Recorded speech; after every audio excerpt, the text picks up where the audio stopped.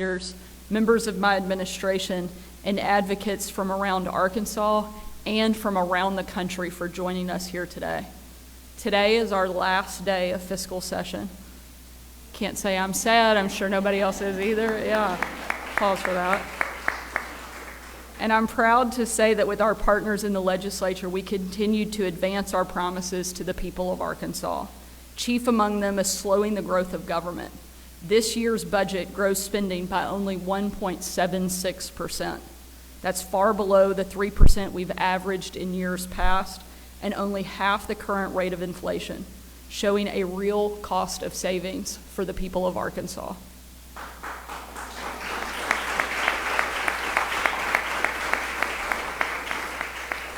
At the same time, we're still making critical investments in public safety and education, all of which I called for in my State of the State address just a few weeks ago.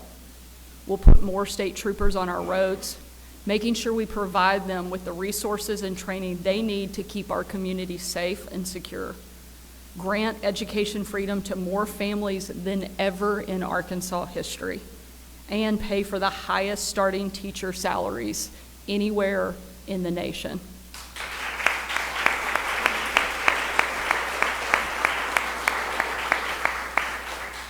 And we're paving the way to cut taxes in the future and eventually and responsibly phase out our state income tax to let Arkansans keep more of their hard-earned money.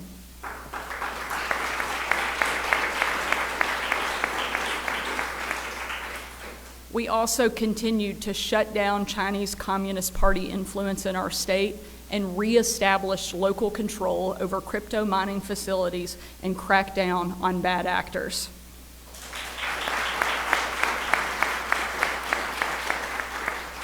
I want to once again thank our legislators who made these victories possible.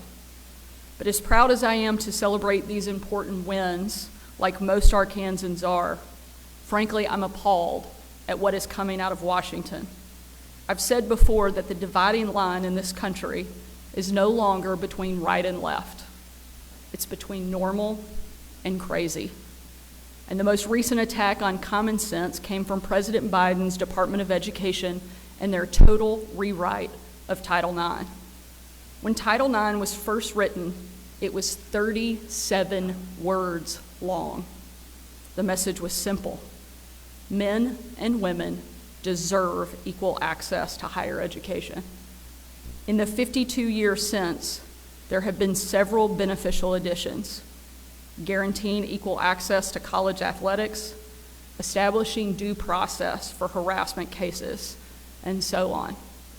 However, last month, President Biden released a reinterpretation of Title IX that comes in at an insane 459,000 words. Let that sink in. It's a document that should scare every woman and, frankly, every man in America.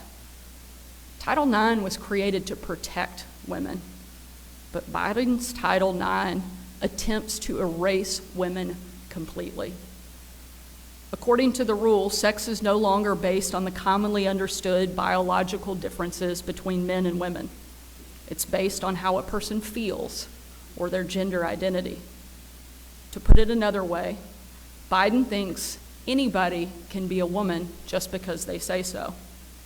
As a woman, the mother of a daughter, and our state's first chief executive to give birth, thankfully not while in office, I can't think of anything more offensive or dismissive of the very real, very scientific traits that all women share and that no man does.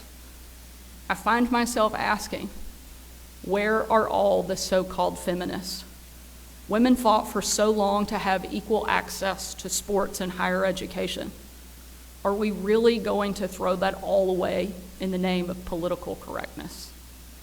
Walk down any street in Arkansas, from Little Rock to Mountain Home, and ask someone the difference between a man and a woman. You will probably get a pretty straightforward answer. But apparently, our leaders in Washington can't tell the difference anymore. It would be laughable if it weren't so threatening. That's because the rule doesn't change just language on a paper. It could have a very real impact on Arkansas colleges and universities. If Biden gets his way, female college students will shower and change next to male college students. Referring to someone using biologically correct pronouns will get you hauled in front of a disciplinary board for harassment.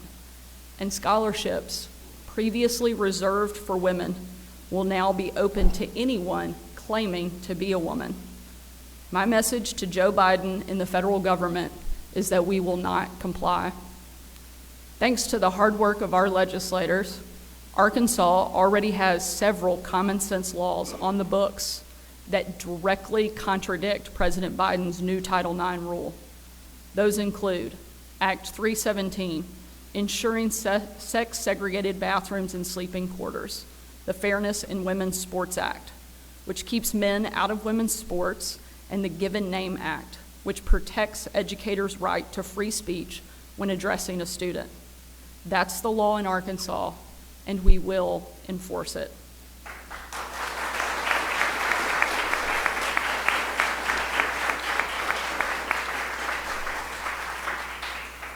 In a moment, I'll sign an executive order reiterating our laws and instructing our educational institutions and the Arkansas Department of Education to follow them. And if President Biden threatens our state with loss of educational funding because we refuse to go along with his election year pandering, Arkansas will take the federal government to court. That's because this issue goes far beyond a single locker room or a missed scholarship. The truth is important. Biology is important. The differences between men and women are important. Title IX was created because of those fundamental truths, and for half a century has allowed women and girls to access colleges, sports, and scholarships that were previously unavailable. We won't let Biden threaten that, and we certainly will not let him erase our existence as women. Across the country, young women and girls are showing all of us how to be brave. They are leading this fight, and I'm happy to join them in standing up against the left's war on women. In West Virginia, 5 middle school girls were just banned from school sports when they refused to compete against a boy. Here in Arkansas, track athlete Ainsley Erzin joined a lawsuit against the NCAA to uphold fairness in women's sports. It is absurd that in America, we have adults like President Biden who are more afraid of their radical base than these young women. With us today, we have Riley Gaines, a 12-time All-American swimmer with 5 SEC titles and one of the bravest voices speaking out on this issue. If the weak men running the White House had half the courage of Riley, our country would be in a much better place.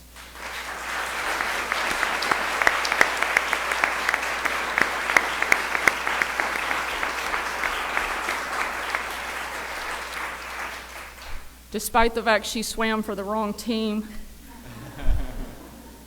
I love Riley. I love her voice. I'm going to turn it over to her to speak for a few moments, and then I'll come back up, take questions, and sign the executive order. Thank you for being here today.